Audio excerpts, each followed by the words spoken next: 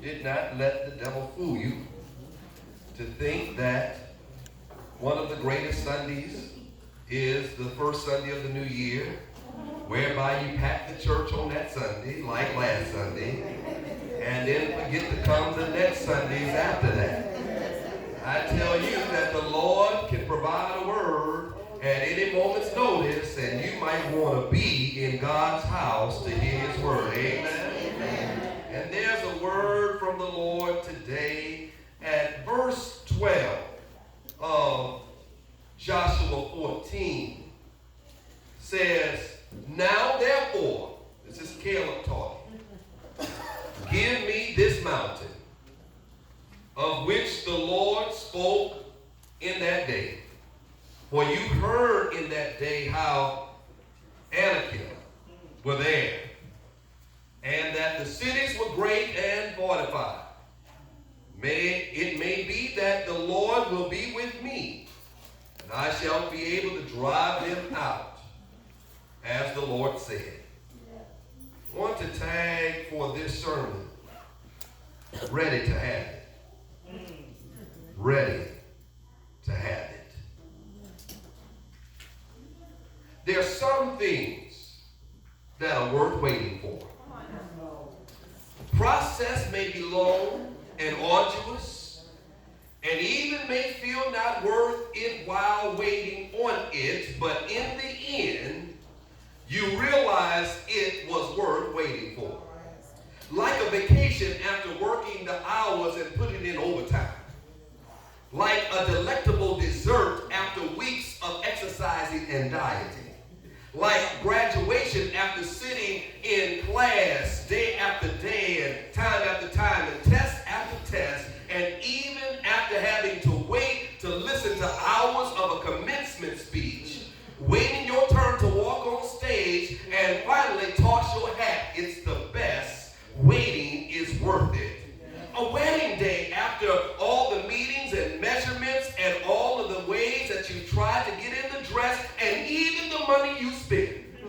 It's worth waiting for. Success is worth waiting for when you accomplish that which you worked hard to make your best. And it's worth waiting for me to get on a roller coaster at a theme park.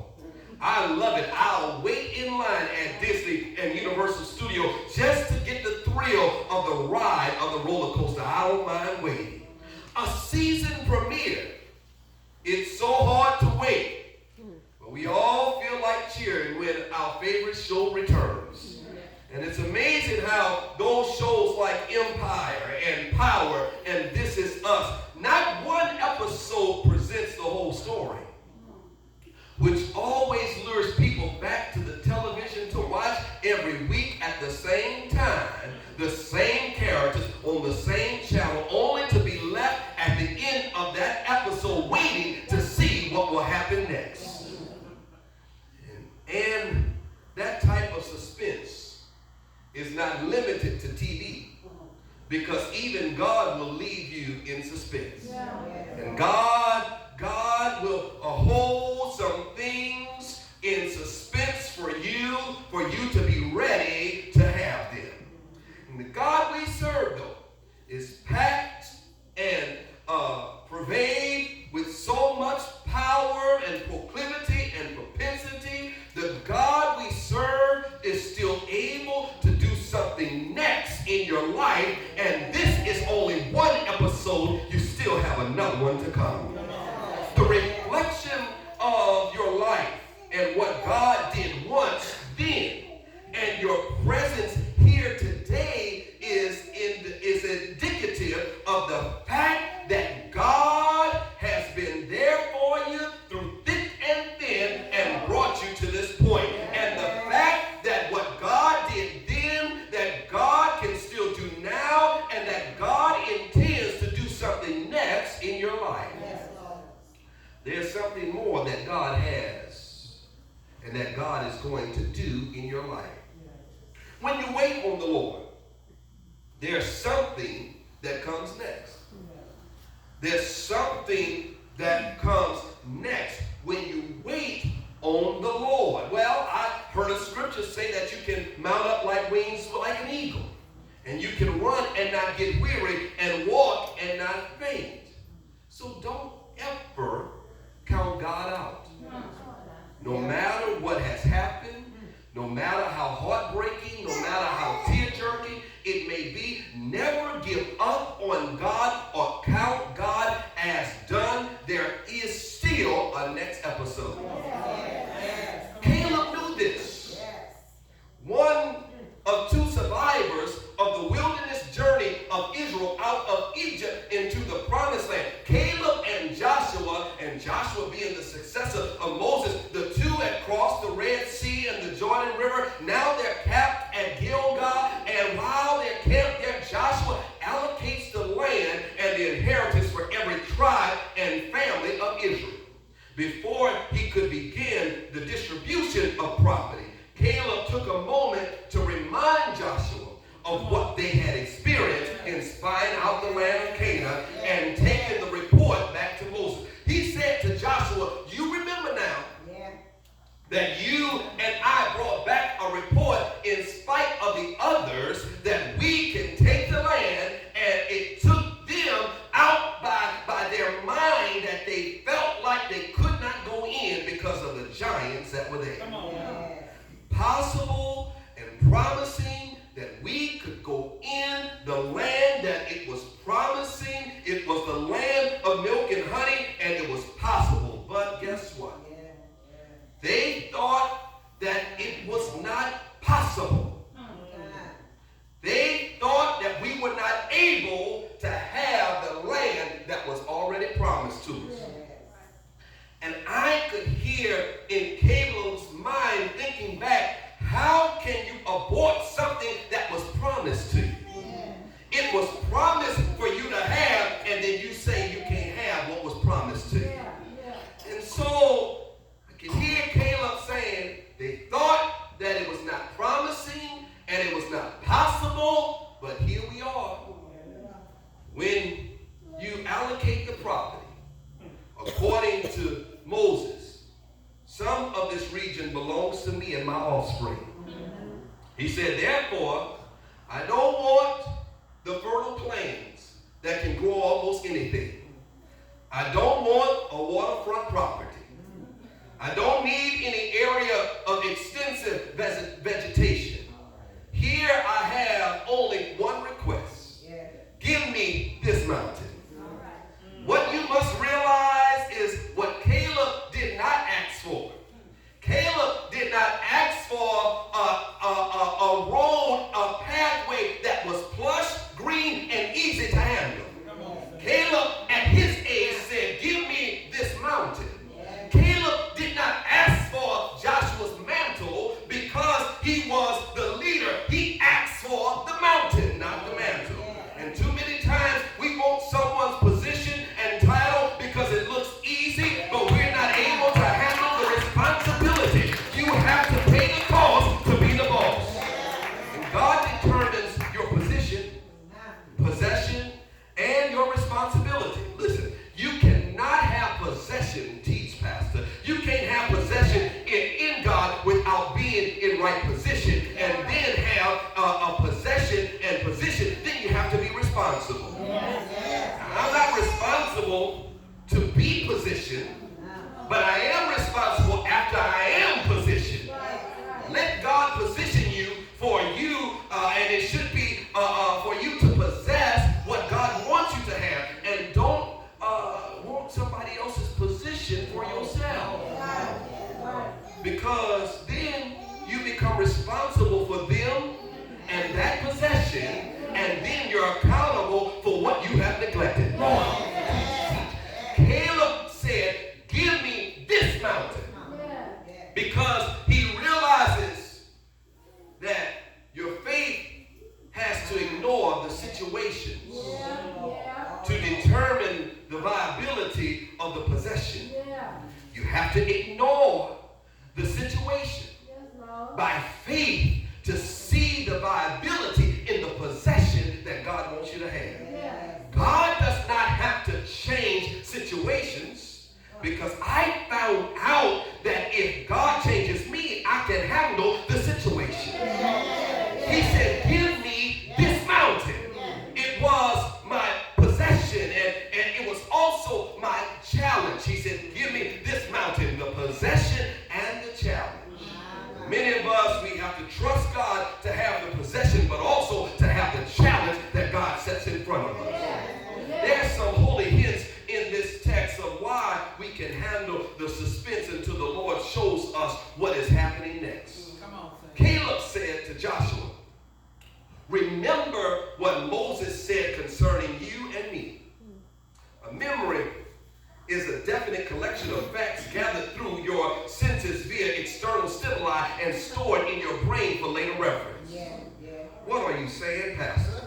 I'm saying whatever the Lord did for you, you have not forgotten about it.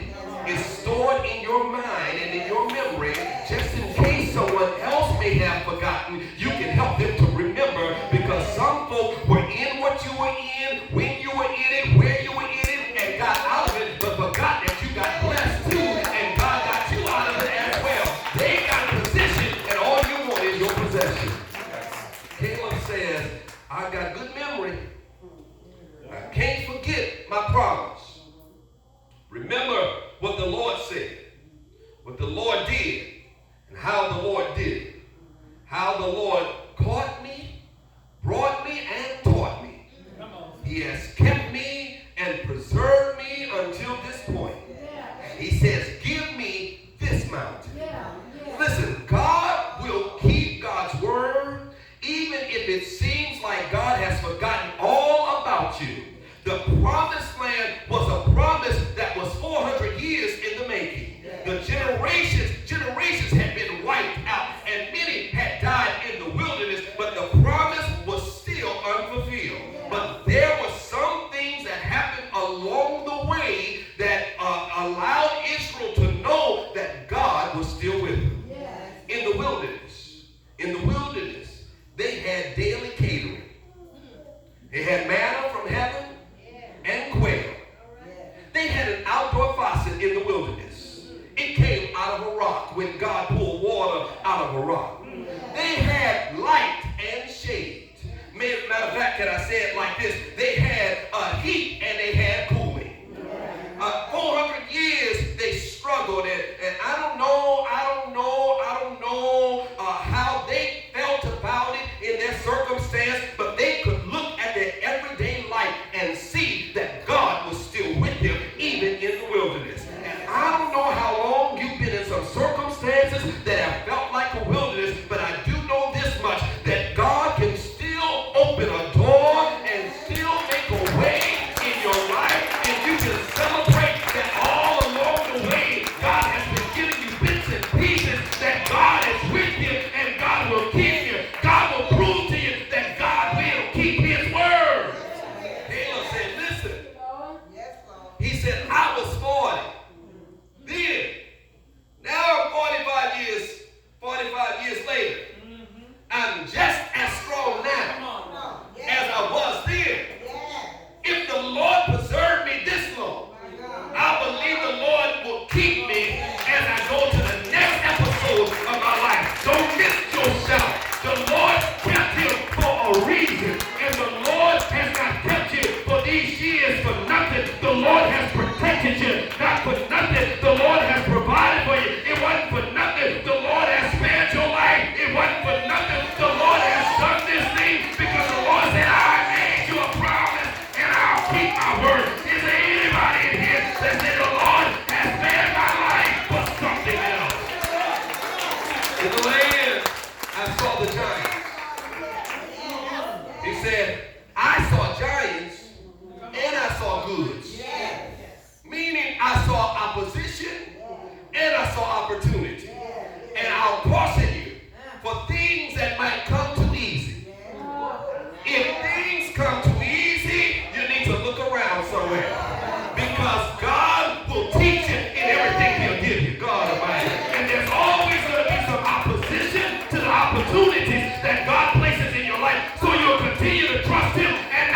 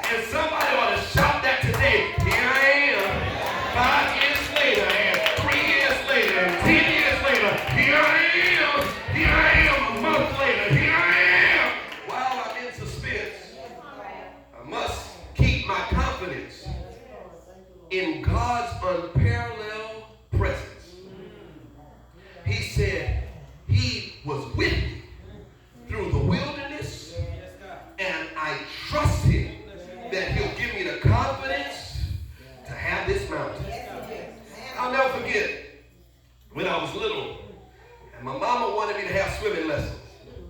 We went to our first lesson after we had toured the pool. We toured the pool and met all the staff members there. And we sat down after a break, ready to get instructions about what our first swimming lesson was going to be like. I was sitting in the stands next to my mom. And I don't know what got a hold of me, but I saw myself running out of the stands, jumping over the fence and into the water. If my mama was here, she would tell you this is showing up the truth. I left my mama's side, jumped over the fence, went into the water, and said, "Look, mama, I can swim." Now, I wasn't drowning, but I surely wasn't swimming. But something in me felt like, because my mama was with me, that my mama wouldn't let me drown, that I could do it because I had confidence that my mama was with me. Come here, let me bless you, let me bless you. There are times in your life that you're struggling to deal with circumstances, and God says, "I'm right here with you," and you just take a leap and trust God to be with you. Once you jump over, be offensive and won't let you fall. I'm about to take my seat. I'm just about done. He said, "I wholly followed." He said, "This is how I did it. I wholly followed the Lord my God." He said, "I wholly followed him. Give me this mountain."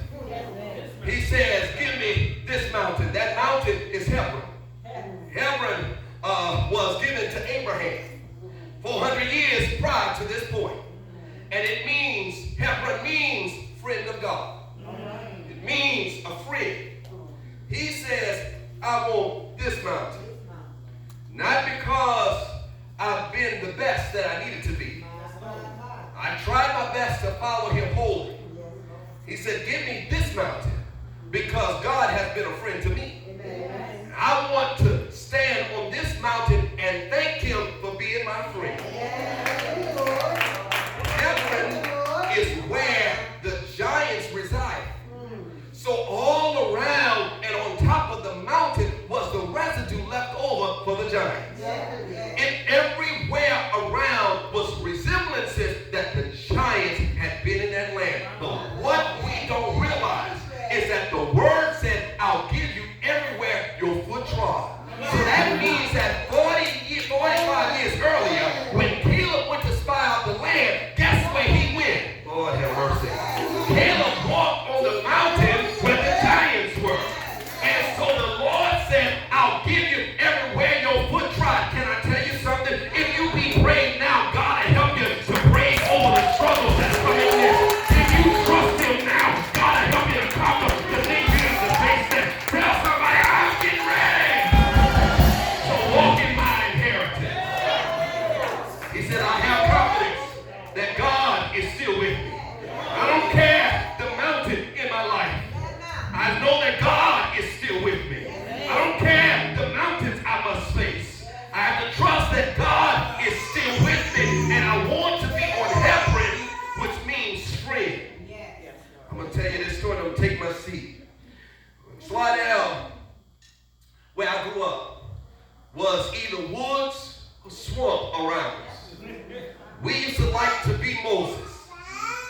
Every time we go in the woods, one of us would decide who was going to be Moses that day. And one of us would take the stick because we was going to be Moses and walk with the stick. And one day, we going through the woods, busting down trees and running. And behind us, we could hear a dog growling. I looked behind us, and there was a pit bull that looked like it had come from hell. That pit bull had slobber hanging out of its mouth, and it was snapping and snarling at us. And I said, "Lord, what are we going to do?" But my